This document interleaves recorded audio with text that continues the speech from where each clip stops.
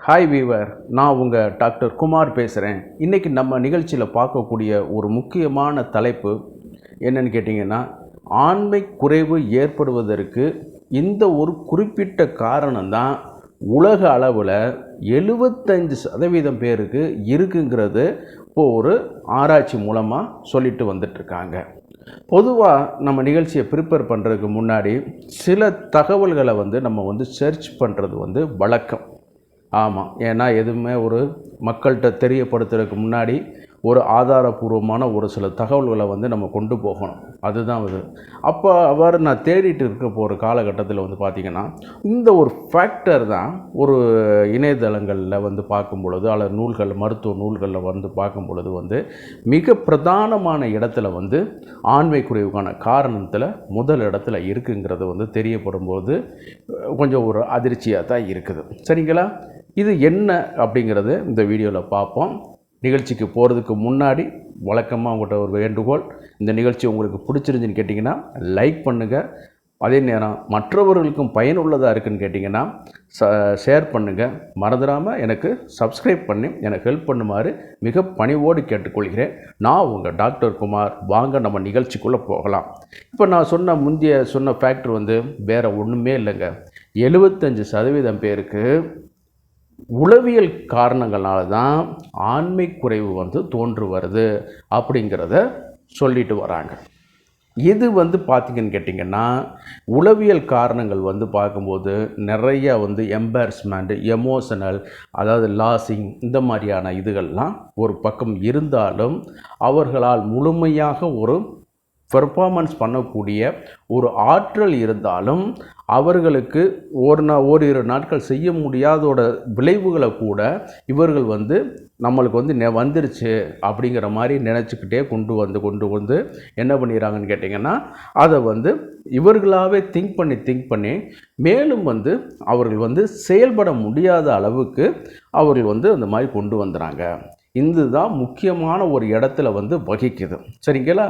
இது பார்க்கும்போது பார்த்திங்கன்னா, வேர்ல்டு வைடாக 75% பேர்களுக்கு இது இந்த மாதிரியான பிரச்சனைகள் இருக்குது. இது இந்த முக்கியமான ஒரு காலகட்டத்தில் பார்க்கும் பொழுது ஆண்மை குறைவுக்கு பல காரணங்கள் இருக்கலாம். ஒன்று டயாபெட்டிக்காக இருக்கலாம், இரத்த கொதிப்பாக இருக்கலாம், அளவுக்கு அதிகமான ஃபேட்டாக இருக்கலாம், இரத்த குழாய்களில் வரக்கூடிய டேமேஜாக இருக்கலாம், அதே நேரத்தில் ஹார்மோனல் இம்பேலன்ஸாக இருக்கலாம். இது எல்லாம் ஒரு பக்கம் இருந்தாலும், ஒரு பாதிப்புகள் இருந்தாலும், இந்த சைக்காலஜிக்கல் ஃபேக்டர் தான் முதல் இடத்துல வகிக்குது அப்படிங்கிற மாதிரி சில ஆராய்ச்சி அறிவியல் பூர்வமான ஒரு புள்ளி விவரங்கள் சொல்லுது. இந்த உளவியல் காரணங்களுக்கு என்ன ஒரு முக்கிய அடிப்படைன்னு பார்த்தீங்கன்னு கேட்டிங்கன்னா, நம்ம இதில் வரும்போது கொஞ்சம் எமோஷனல் டிஸ்டர்பன்ஸ், அதில் பார்க்கும்போது மகிழ்ச்சி, துக்கம், லாஸிங், நம்ம தொழிலில் வரக்கூடியது, அடுத்த நாள் வரக்கூடிய பிஸ்னஸ்களை இது பண்ணுறது, இதிலேயே சிந்திச்சு போகிறதுனால தாம்பத்தியத்தை பற்றி ஒரு ஆர்வம் இல்லாமலே போக ஆரம்பிச்சிடும்.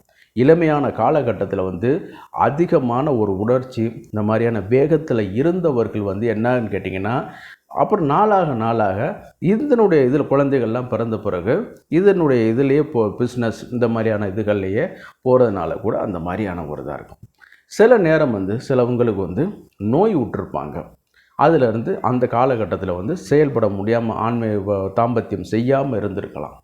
அப்போ என்னன்னு கேட்டிங்கன்னா, அது மருந்து, மாத்திரைகள், நோயோட தாக்கம் அல்லது விபத்தினுடைய தாக்கம், ஏதாவது ஒரு காரணத்தினால அந்த மாதிரி பண்ணாமல் இருக்கும் பொழுது என்னன்னு கேட்டிங்கன்னா, இவர்கள் அதுதான் நினச்சிக்கிட்டே இருந்துக்கிட்டு நம்மளால் பண்ண முடியாது அப்படிங்கிற மாதிரியான ஒரு காரணங்களாகவே அவங்க நினச்சிக்கிட்டே வருவார்கள்.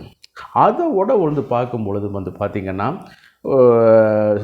துக்கங்கள், அதாவது எமோஷனல் டிஸ்டர்பன்ஸுங்கிற மாதிரி நம்ம இது பண்ணும் பொழுது பார்க்கும் பொழுது வேறு எதுவும் பிஸ்னஸ் லாஸ், சடன் லாஸ், குடும்ப உறுப்பினர்களுடைய துயரங்கள், இவைகளை எல்லாத்தையும் போட்டு மைண்டிலேயே ஏற்றிக்கிட்டு இருக்கிறதுனாலையும் வருது. அதோட ஒரு முக்கியமான சொல்கிறது என்னென்னு கேட்டிங்கன்னா, நம்ம பார்ட்னர்கிட்ட இருக்கக்கூடிய அன்பு தன்மை நாளாக அந்த லவ் அஃபெக்ஷனபிலிட்டி குறைஞ்சிக்கிட்டே போகுது. அதுவும் பார்த்திங்கன்னு கேட்டிங்கன்னா, அது ஆரம்ப காலத்தில் வந்து நல்லா வந்து ஒருவருக்கு ஒருவர் வந்து அன்பாகவும் நல்லா வந்து உற்ற துணையாகவும் தோழராகவும் இருந்து கொண்டு வந்தவர்கள் வந்து நாளாக வந்து குடும்ப பாரங்கள், ஃபைனான்சியல் டிஸ்டர்ப் இதனால் வந்து என்னென்னு கேட்டிங்கன்னா கொஞ்சம் கொஞ்சம் வந்து அவர்களுடைய ஈர்ப்பு சக்திகள் குறைவதனால வந்து என்னென்னு கேட்டிங்கன்னா அஃபெக்ஷன் குறைவதனால என்னென்னு கேட்டிங்கன்னா கண்டிப்பாக இது வந்து வருவதற்கு, அதாவது சலிப்புத்தன்மைன்னு சொல்லுவோம். சலிச்சு போச்சுடா அப்படிங்கிற மாதிரி சொல்லுவோம். அதுதான் அதில் நடக்க ஆரம்பிக்குது ஒழிய இது எல்லாமே இந்த சைக்காலஜிக்கல் ஃபேக்டர்லேயே வருது. அதனால தான் அவங்க மேலை நாட்டு அறிஞர்கள் இந்த புள்ளி விவர கணக்குப்படி வந்து என்ன பண்ணியிருக்காங்கன்னு கேட்டிங்கன்னா ஏறத்தாழ 75% பேருக்கு இது வந்து இந்த சைக்காலஜிக்கல் உளவியல், நீங்கள் நல்லா தான் இருக்கீங்க சரிங்களா, ஆமாம் உங்களுக்கு வேறு எந்த பாதிப்பு இதெல்லாம் கிடையாது சரிங்களா, ஆனால் நீங்கள் இந்த உளவியல் ரீதியான ஒரு சில தாக்கங்கள்னால உங்களுக்கு வந்து அது பார்த்துருக்கு. சரி சார் நம்ம பார்த்துட்டோம், இதில் இருந்து எப்படி நம்ம மீண்டு வர்றது சரிங்களா, அதைத்தான் இப்போ மெயினாக வந்து ஃபோக்கஸ் பண்ணும் பொழுது எது பிரச்சனைக்குரியதாக இருக்கோ அதிலிருந்து விலகி இருப்பது தான் சரி.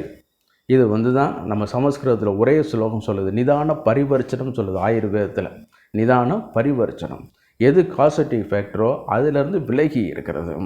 அதே நேரத்தில் வந்து பார்க்கும்போது இந்த மாதிரி துன்பம் துயரங்கள் இந்த மாதிரியான இது சில நேரம் வந்து பனிச்சூழல்லாம் இருக்கும் பொழுது நம்ம அதிலிருந்து விலகி இருக்க முடியாது. பட் அதை வந்து நம்ம வந்து ஒரு லவ்வாக கற்றுக்கிறதுக்கு பார்த்துக்கிற வேண்டியது சரிங்களா, ஒரு மகிழ்ச்சியான சூழ்நிலையை நம்ம மாற்றிக்கிறதுக்கான ஒரு இது வந்து பார்த்துக்கிற வேண்டியது. அதே நேரத்தில் வந்து இந்த திடீர் பிரச்சனைகள், துன்பங்கள், குடும்ப உறுப்பினர்களுடைய பிரச்சனைகள், பிஸ்னஸ் இந்த மாதிரியான இதுகள்லாம் வரும்பொழுது மைண்டில் ஏற்றிக்கிட்டு அதிகமான நேரத்தை அதில் செலவிட வேண்டாம். நீங்கள் துக்கங்கள் இந்த மாதிரி வந்து போயிடுச்சுன்னா நீங்கள் நினைக்கிறதுனால அது குறையுமா? நீங்கள் உங்களுக்கு வந்த துக்கங்கள், ஃபைனான்சியல் லாஸு, நீங்கள் படுற துக்கத்தினாலேயோ கோபத்தினாலேயோ அழுகையினாலேயோ அது குறையுமா? குறையவே குறையாது சரிங்களா. அது அப்படித்தான் இருக்கும், நீங்கள் தான் உங்கள் உடம்பை கெடுத்துக்கிறீங்க. அதனால் அதிலேருந்து சீக்கிரமாக ஓவர் கம் வரக்கான சில முயற்சிகள்லாம் பார்த்துக்கிறோம். அடுத்து மூணாவது வந்து பார்க்கும்போது நம்ம பார்ட்னரில் உள்ள அஃபெக்ஷனபிலிட்டி வந்து குறையுது.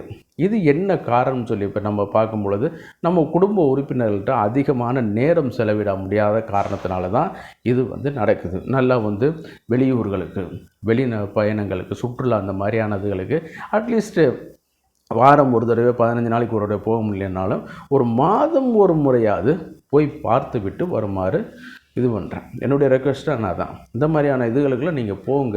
அப்போ தான் வெளி உலகங்கள் என்னன்னு தெரியும், உங்களுடைய சூழல்கள் இந்த மாதிரியான இதுகள்லாம் உங்களுக்கு இது பண்ணி கொடுத்துருக்காங்க. அதனால தான் அந்த காலத்தில் பிரிட்டிஷ்காரன் வந்து 11 நாள் வேலை பார்த்தா ஒரு நாள் விடுமுறை கொடுக்கணுங்கிறது சொல்லியிருக்கிறது. அது அந்த சட்டம் இங்கே இப்போ கொண்டு வரலாம், அந்த காலத்திலே கொண்டு வந்தது. நம்ம ஆளு என்ன பண்ணுறோம், 11 நாள் லீவை என்ன பண்ணுறோம், ஒரு நாள் வரக்கூடிய லீவை சேர்த்து வச்சு 1 இயரில் வந்து என்ன பண்ணுறோம், அந்த லீவை சரண்டர் பண்ணிவிட்டு கேஷாக வாங்கிறோம். அதுதான் அது முக்கியம். ஆனால் அது அப்படி செய்யக்கூடாது.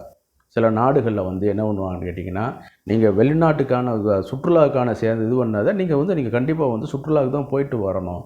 ஆனால் நம்ம வந்து குடும்ப சூழ்நிலை, பணிச்சூழ்நிலை, பொருளாதார தாக்கங்கள் இதனால் வந்து என்னன்னு கேட்டிங்கன்னா அதனால் வந்து நம்ம வந்து இந்த சுற்றுலாங்கிறதே மறந்துடும். ஆமாம், அட்லீஸ்ட் ஒரு ஆன்மீக சுற்றுலாவாவது நம்ம வந்து போயிட்டு வந்துட வேண்டியது. அதனால தான் அந்த காலத்தில் வந்து கோயில் சிற்பங்களில் நம்ம மூதாதையர்கள் வந்து என்ன பண்ணியிருக்காங்கன்னு கேட்டிங்கன்னா சில ஓவியங்களாகவோ சுதை வண்ணங்களாகவோ சிலை வர்ணங்களாகவோ அதை வந்து இந்த தாம்பத்திய கலைகளை வந்து தீட்டி வைத்திருக்கிறார்கள். ஆமாம், அது பார்ப்பதன் மூலமாக கூட நம்மளுக்கு வந்து ஒரு உணர்வுகள் வந்து தோன்றக்கூடும். அதே நேரத்தில் நம்ம சொன்னது மாதிரி ரொம்ப மாதிரி பிரச்சனைகள் இருந்திருக்கு அப்படி இருக்குன்னு கேட்டிங்கன்னா ஒரு உளவியல் நிபுணரை நீங்கள் ஆலோசனை செய்வது வந்து ஒரு சால சிறந்ததாக இருக்கும். உளவியல் ட்ரக்குகளை மருத்துவருடைய ஆலோசனையின்றி எடுத்து கொள்ளக்கூடாது. ஓவர் தி கவுண்டர்னு சொல்லுவாங்க, ஓடிசின்னு சொல்லுவாங்க, அந்த ப்ராடக்டுகளாக அதை நீங்கள் வந்து பயன்படுத்தவே கூடாது.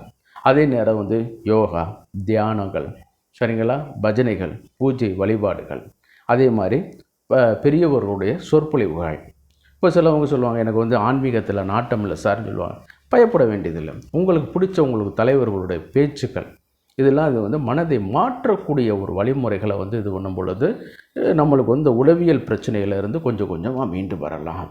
அதே நேரத்தில் கண்டு கேட்டு உண்டு உயரத்தில் உற்றறியும் ஐம்புலன்கள் சொன்ன மாதிரி இந்த எல்லாத்துலேயும் நம்ம கொண்டு வரக்கூடிய ஃபேக்டர் தான் இந்த ஆண்மை எழுச்சியை வந்து அதிகப்படுத்தக்கூடிய ஒரு இது இருக்குது. எல்லா இதுவும் ஒருங்கிணைக்கணும். சரிங்களா? அதனால கொஞ்சம் அதில் நம்ம இல்லறத்தில் ஈடுபாடு இருந்தால்தான் இந்த பிரச்சனையை நம்ம சரி பண்ணி கொடுக்க முடியும். சரிங்களா? வழக்கம் போல் இந்த நிகழ்ச்சி ஒரு ஜென்ரல் ஒரு அவேர்னஸான ஒரு நிகழ்ச்சி தானே ஒழிய ஒரு ப்ராடக்டை ரெக்கமெண்டோ இந்த மருந்துகளை பண்ணுங்க அப்படிங்கிற மாதிரி இல்லை. ஏன்னா மேக்ஸிமம் இருக்கிறவனுக்கு எல்லாருக்குமே இந்த பிரச்சனை தான் இருக்குது.